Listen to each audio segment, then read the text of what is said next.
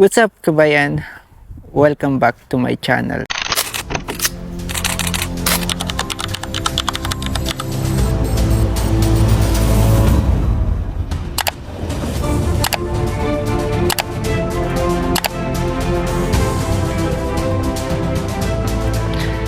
Comment ni kabayan doon sa YouTube channel ko na 300 daw ang hiningi sa kanya na placement fee ng agent tapos ang ending ay na-refuse ang kanyang visa appointment or na-deny. So mga kabayan, ito yung sinasabi ko sa inyo na kinakailangan ay maging matyaga kayo sa paghahanap ng agency. Huwag kayong mag-agent dahil ang diskarte ng agent na yan, so napakaraming mga pangako ng agent, di ba, na maaaring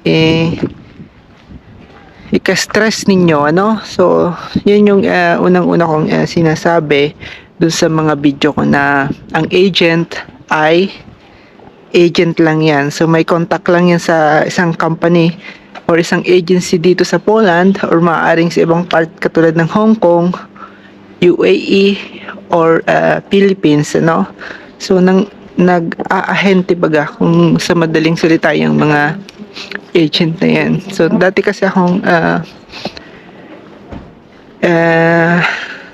alam nyo, nagtatrabaho sa real estate. Yan yung first job ko. So syempre kinakailangan may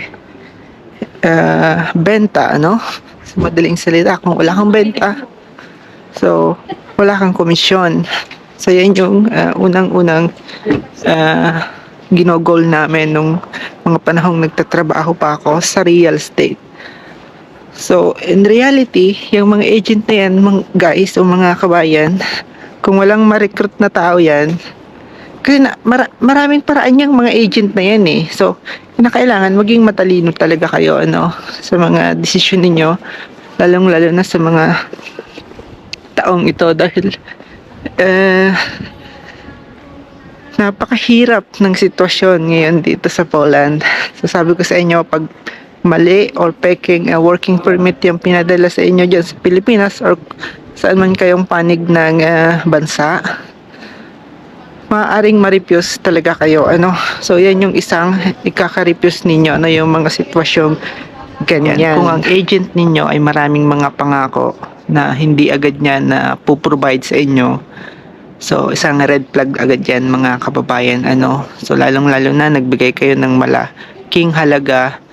So kasi ang sitwasyon kaya nare-refuse din kayo ay ang dahilan ng peking working permit. So kapag pinadala sa bansa ninyo or sa Pilipinas, for example, yung working permit ay peke, so maaring ma-refuse kayo sa visa ninyo papunta dito sa Poland.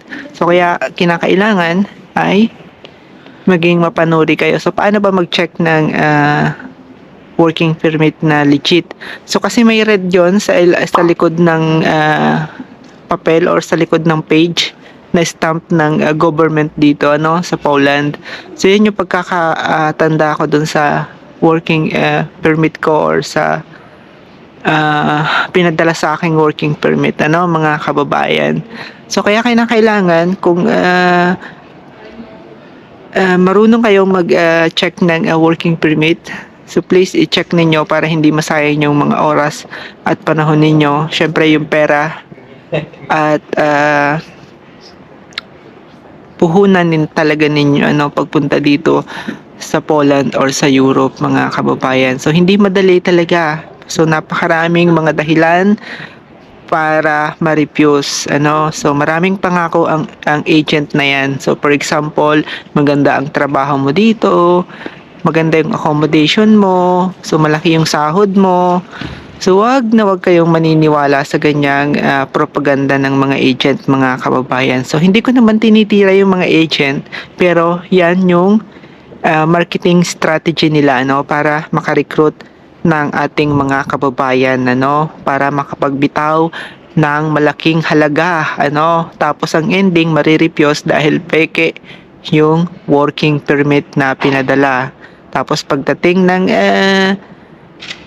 pagtatalo, siyempre yung nabiktima, magrereklamo yan. So, nawala na tong si agent. Sasabihin sa inyo, wala siyang alam dyan kasi hindi naman siya yung may-ari ng kumpanya, diba? So, kaya kung maaari ay maging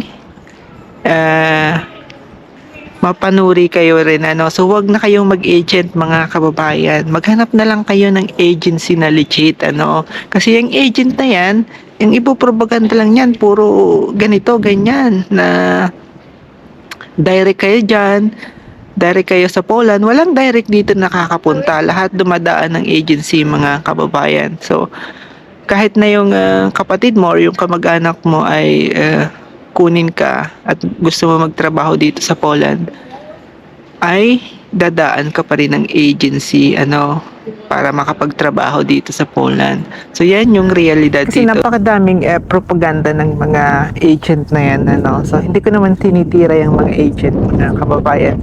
Pero isa talaga yan sa mga rason para refuse ang working permit ninyo, ano. So hindi naman lahat ay nare-refuse, yung iba ay nakakapunta rin dito sa Poland, pero pagdating dito ay iba yung nagiging trabaho nila, ano. Yung mga pinangako ng agent ay hindi natutupad ng ganon, ano. So for example, ang pangako ng agent ay meron silang magandang trabaho, pagdating dito ay nasa liblib pala sila ng Poland, ano. Butcher pala ang trabaho, ano. So isa yan sa mga na-encounter ko sa mga kasamahan ko sa dorm or sa apartment do sa agency dati, dahil nag-run away sila doon sa agency nila kasi nga ang pinangako ng agent ay maganda yung trabaho nila, maayos, malaking sahod, pero pagdating doon sa bayan or sa city na pinagdalhan sa kanila, ang bahay nila ay luma at walang heater, ano. So syempre magkakasakit si kabayan. Maraming mga issue na akong nadinig doon sa mga kababayan na nakasama ko doon sa apartment or doon sa agency before, ano, nung nagtatrabaho pa ako sa agency, mga kababayan.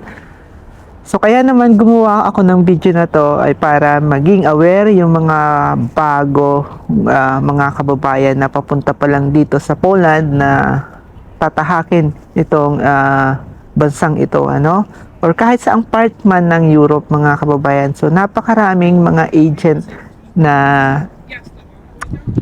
nagpa-part-time or nagtatrabaho sa ganyan para kumita ng malaki, ano. Kasi one time, big time kasi yan, mga kababayan. Once na makarecruit ka, so meron kang commission dyan. So almost siguro 50% ay sa'yo, ano.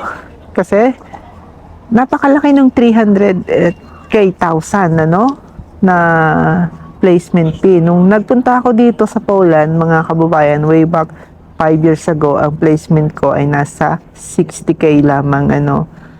So yung mga gastos ay kasama na doon yung plane ticket ko, ano, papunta dito sa Poland, ano, yung mga medical, yung mga pagkain, transportation, syempre iba pa yon. So umabot ng 100K yung gastos ko, lahat na, ano.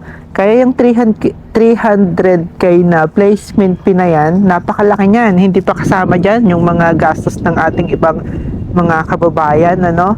Kaya't mag-iingat kayo sa mga sa mga desisyon ninyo, ano. So kung nakikita niyo yung sa likuran ko, yan yung makakaakit sa inyo para pumunta dito at magbitaw ng malaking halaga, ano. So yan ang ganda ng Poland, ano. So isa ito sa pinagmamalaki rin dito dahil tourist attraction to, ano, mga kababayan. Kaya yung mga ahente or yung mga agent, so ganyan yung mga promises sa inyo. So maraming promises, maraming pangako na bibitawan, pero hindi naman yung lahat natutupad. So yung iba ay nakakapunta dito, pero yung ending na apply nila doon gamit ang agent or sa paraan ng agent ay nag-run away din sila dahil hindi natupad yung pinangako ng agent ano?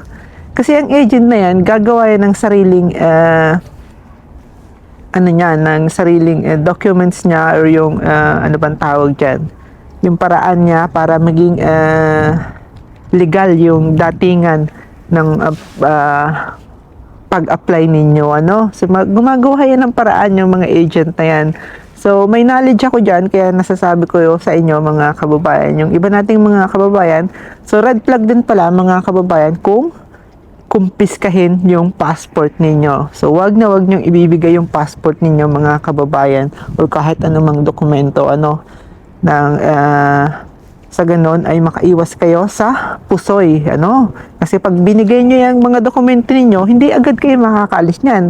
Lalong-lalo na kapag binigay ninyo at hinold yung passport ninyo. So, paano kayo makakaalis kung gusto nyo na ninyong umalis?